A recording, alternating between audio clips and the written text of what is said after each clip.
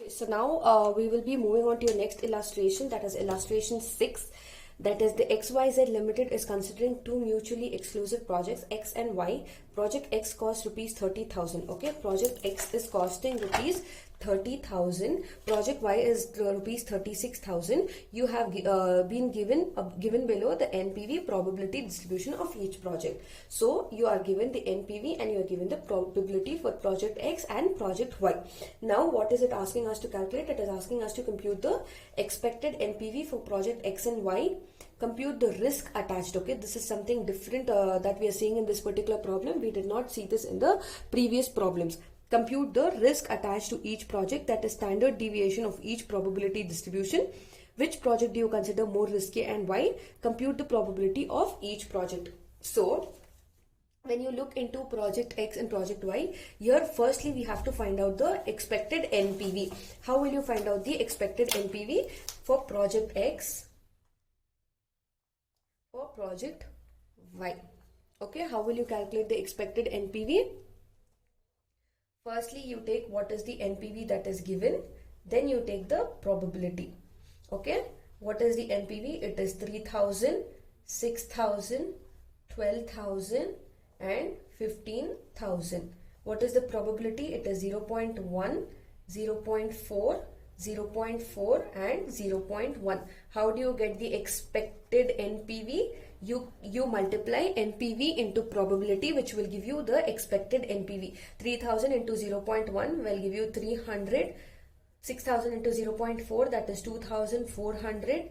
12,000 into 0.4, 4,800. 15,000 into 0.1, 1,500. What is the total of this particular column?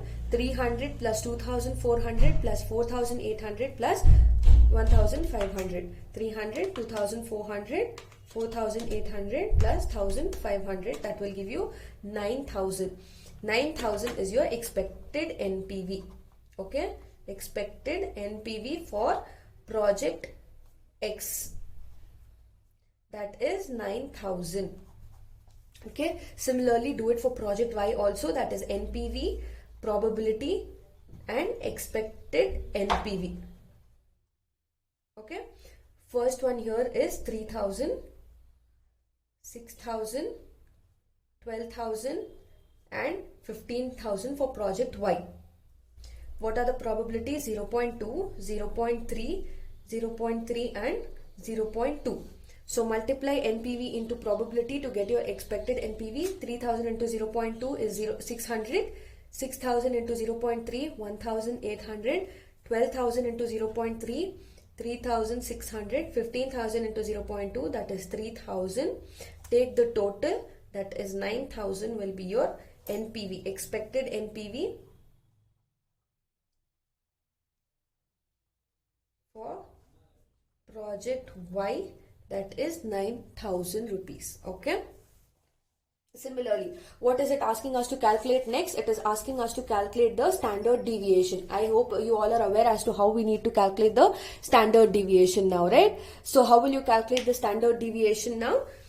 First one, you will calculate standard deviation. Second part of the problem. This was the first part of the problem, that is calculating your expected NPV. Your second part of the problem, okay, your second part of the problem will be to calculate standard deviation. Calculation of standard deviation. First, you will do it for project X. How will you do it for project X? Take the NPV as it is given in the question, that is 3,000, 6,000, 12,000 and 15,000. Next column, what will you do? You will first, when you're calculating your standard deviation, you will first find out your total, right? That is your X. What is the X total? That is 3,000 plus 6,000 plus 12,000 plus 15,000, that is 36,000. Calculation of mean of X mean. Okay, this will be A under your standard deviation. 36,000 divided by 1, 2, 3, 4. Divided by 4. 36,000 divided by 4. That will give you 9,000. X mean is 9,000. X mean is 9,000. Okay. Now what will you do for standard deviation? You will deduct it, right? You will deduct 3,000 with 9,000. That will give you your this particular column will be your deviation. Your deviation formula is X minus X mean. Okay.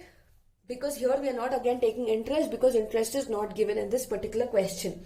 3,000 minus 9,000 will give you minus 6,000.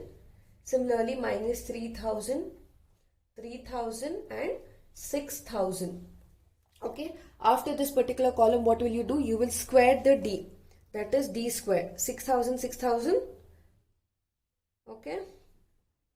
Square the 3,000. Square 3,000. Okay. And square 6,000.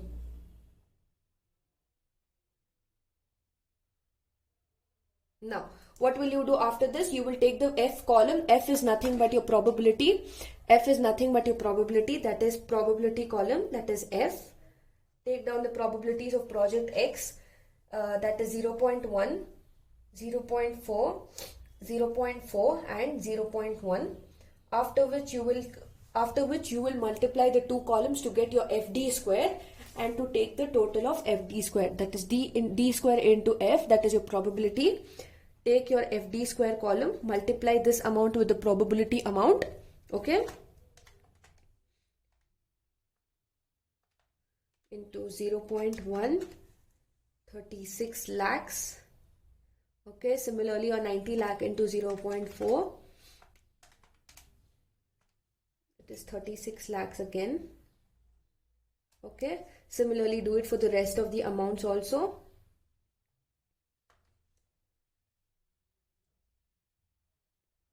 Okay. After you've multiplied the entire amount, now take the total of this particular column. Okay. That will give you 144,000,000. Okay, this will be your total for this FD square column. Now next is to calculate the standard deviation. B part is to calculate standard deviation. Now what is the formula of standard deviation? It is root of FD square divided by n into I. Now we will not take I into consideration because I is not given in this particular problem. Now what is n? N could either be 4. N could either be 4. But again, as you're calculating for each project singly, what did I tell you in the previous problems? You will not take 4 as n here. Okay, because again you are calculating individually. So what will you take as a total? You will take the total of probability. Okay, your n will be your probability. That is 0.1, 0.4, 0.4 and 0.1. That will be 1 as your total. Okay, this will be your n in the particular problem and not 4. Okay, 4 will not be, this will not be, n will be, n is equal to 1. That is the total of your probability. Okay, after you've done this, take the total of your standard deviation, that is root of 144,000,000 divided by 1 into I. I is not there, so it is not taken. I is not there, so I will not be taken. So what is the entire root?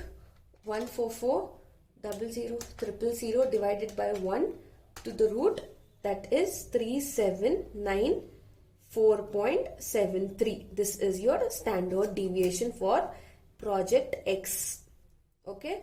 Similarly, you will do it for project Y also. Follow the same steps for project Y. Okay, project Y, follow the same steps and your standard deviation for project Y will be, standard deviation for project Y will be 4450. Okay, follow the similar steps for project Y also, and that will be your formula. Now what is the third part of the question? Now the third part of the question is, which project do you consider as more risky? We calculated the expected NPV, we calculated the standard deviation. Now which part do you consider more risky and why? Now which part in the particular project we are considering more risky and why? How will we calculate this to the third part of the project? risk of the project to be determined. Okay, write the heading as risk of the project to be determined. Okay, in the risk of the project to be determined. Now with reference to coefficient of variation, with reference to coefficient of variation. Now in this first project is your project X. Now what is the formula for the risk to be calculated for each project? It will be V, that is variation, is equal to divided by NPV. Okay, your root by your NPV. Okay, now for the first project, that is for the project X, how will you calculate? What is for the project X? That is, you calculated your standard deviation, right? You calculated your standard deviation. That is your standard deviation for project X is 3795. Okay, you calculated for project X, that is 3795. Why are we taking 5? Because it is 3794.73. If we round off this particular figure, it will be 3795. So it is 3795 divided by what was the NPV that we calculated. Okay, calculated the NPV. We calculated the NPV, right? What is the NPV, expected NPV for a project X? That is 9,000. Take 9,000 and divide it. 3795 divided by 9,000, that is 0.42. Okay, similarly for project Y also. Project Y, take what was the standard deviation amount for project Y? 4450. How much did we get expected NPV for project Y? We got 9,000 as expected NPV for project Y also. Take 9,000. 4450 divided by 9,000, that is 0.49. Okay, we got what is the risk of the project to be determined. We determined what is the risk with reference to coefficient of variation. This is the formula. Variation is equal to standard deviation divided by expected NPV. Okay, divided by expected NPV. We did it for project X, we did it for project Y. Now, what do you see here? Project X, you're getting 0.42. Project Y is 0.49. Okay, when it is more, you see that project Y is more risky because of the high coefficient of variation. It is 0.49. Here it is more risky when compared to project X. Project X is 0.42. So project Y, so therefore we found out that project Y is more risky because of higher coefficient of variation. Okay, next, the last part to be calculated in your entire problem. Okay, what does it say? Compute the probability of each project. We found out what is the NPV, expected NPV. We found out the standard deviation. We found out which project is more risky. Now the last part is compute the probability of each project. Let's compute the probability of each project. Now how will we compute the probability of each project? We will take the amount. Okay, now what will we do? How will we compute the probability? So your last part of the problem is to compute the probability of each project. How will you compute the probability of each project is that, okay, take down as the last part, that is the fourth part, computing probability of each project. First is project X. Now how will you compute the probability? Look back into the question. That is the first two lines that were given to you all. That is the XYZ company is considering two mutually exclusive projects, X and Y. Project X costs rupees 30,000 and project Y costs rupees 36,000. You have been given the following details. Project X is 30, project Y is 36. So take the details. Okay, project X is 30,000, project Y is 36,000. Now, how will you compute the probability of each project? So for project X,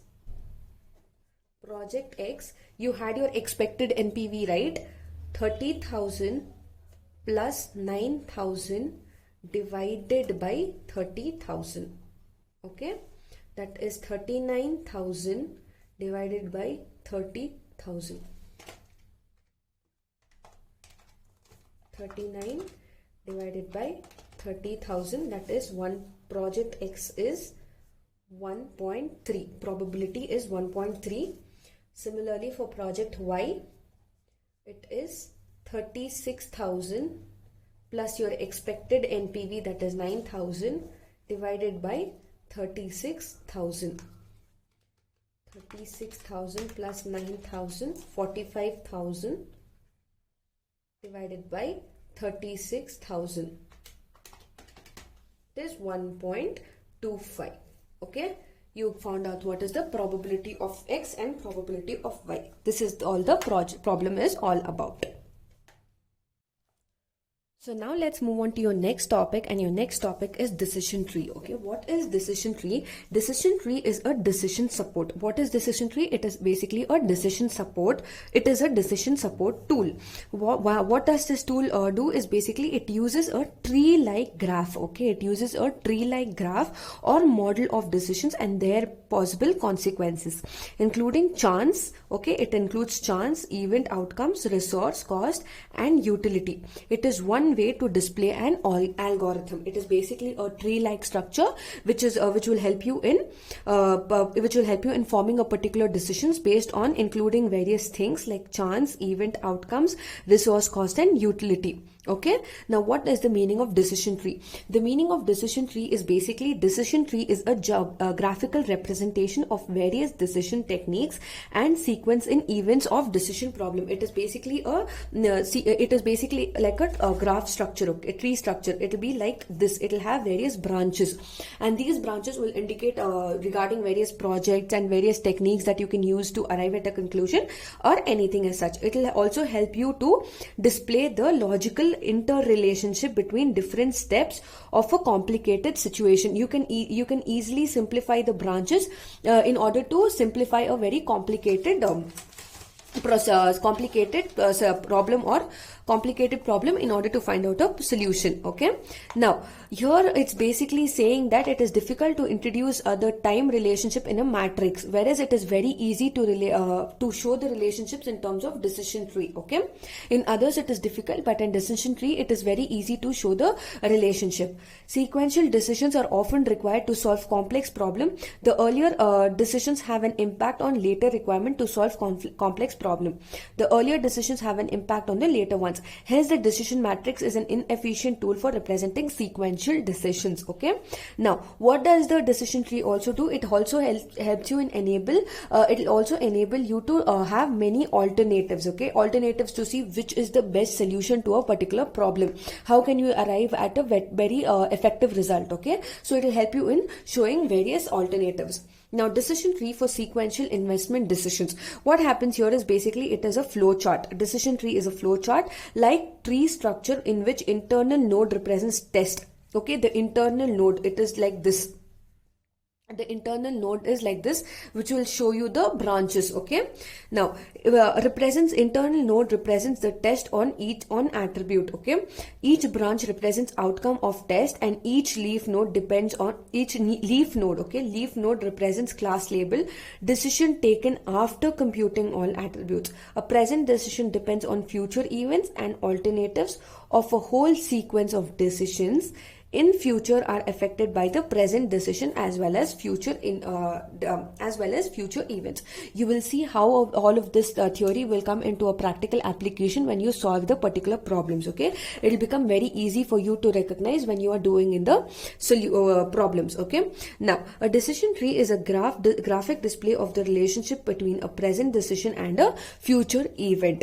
Future decisions are their consequences. The sequence of events is mapped out. You're mapping out the decisions. Okay, it is like a tree like structure wherein you have a leaf node, you have a branch like structure wherein you have various alternatives to your solutions or alternative solutions to your particular problems. Okay, future decisions and their branches of tree. While constructing and using decision tree, some of the important steps should be considered. Now you should take these 4 steps into consideration. These are very important to construct a decision tree. First one is you need to define your investment. Now suppose you've got a particular investment, you have 2 projects, that is project A and project B. You need to define your investment. The investment proposal should be defined. Marketing, production or any other department may sponsor the proposal. Any department, that could be marketing, it could be finance, it could be HR department, any department can sponsor the proposal of investment. Okay, it may be either to enter into a new market or to produce a new product.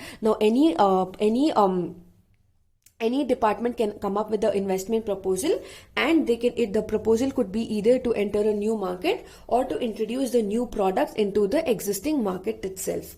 Next one is to identify decision alternative. After the proposal is being made, now you have to identify decision alternative. The decision alternative should be clearly identified. For example, if a company is thinking of building a plant to produce a new product, it may construct a large plant, a medium-sized plant or small plant initially and expand it later on, or construct no plant. Okay, the company can either have 2 options. Okay, if they want to produce a new product, it could either construct a large plant or a medium-sized plant or a small plant, and later it can expand it, or it can construct no plant at all. In whatever plant is existing, they can produce the product in that plant itself based on the location of the decision branches.